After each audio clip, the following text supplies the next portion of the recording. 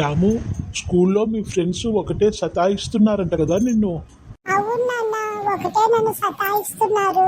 నా బుక్కులు తీసుకుంటున్నారు, పెన్సిల్ రబ్బర్లు తీసుకుంటున్నారు, నన్ను కొడుతున్నారు. మేడంకి చెప్తాను అంటే చెప్పినావంటే కొడతాం ఎక్కువ అని బెదిరిస్తున్నారు నాన్న.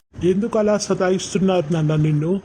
ఏమో నాన్న, నేను బాగా చదువుతాను, వాళ్ళు సరిగా చదవరు, అందుకే నా మీద కోపంతో ఉంటారు నాన్న. నేను కూడా వాళ్ళని కొట్టి వాళ్ళ వస్తువులను తీసుకుంటాను, వాళ్ళకు బుద్ధి వస్తుంది. అదే కరెక్ట్, అదే పని చేస్తాను నేను కూడా. వద్దు రాము, అలా చేయకూడదు. మరి ఎలా నాన్న, వాళ్ళు రోజు నన్ను సతాయిస్తున్నారు. నేను ఒక విషయం చెప్తాను నాన్న, గుర్తుపెట్టుకో. చెప్పు నాన్న. రాము, ఎవరి మీదన్నా మనకు కోపం వచ్చి పగ తీర్చుకోవాలి అనిపిస్తే మనము కొద్దిగా నష్టపోయి వాళ్ళు రెండింతలు మాత్రమే బాధపడతారు. మరి ఎలా నాన్న? అదే మనము ఆ కోపము ఆ పగ తీర్చుకునేది అంతా దేవుడి మీద భారం వేస్తే మనకే నష్టం జరగకుండా మనల్ని సతాయిచ్చి సాధించిన వాళ్లకు 10 నష్టం చూపిస్తాడా భగవంతుడు. అందుకే నాన్న, ఎవరితో గొడవకు పోవద్దు, ఎవరి జోలికి పోవద్దు. దేవుడి మీద భారం వెయ్యి.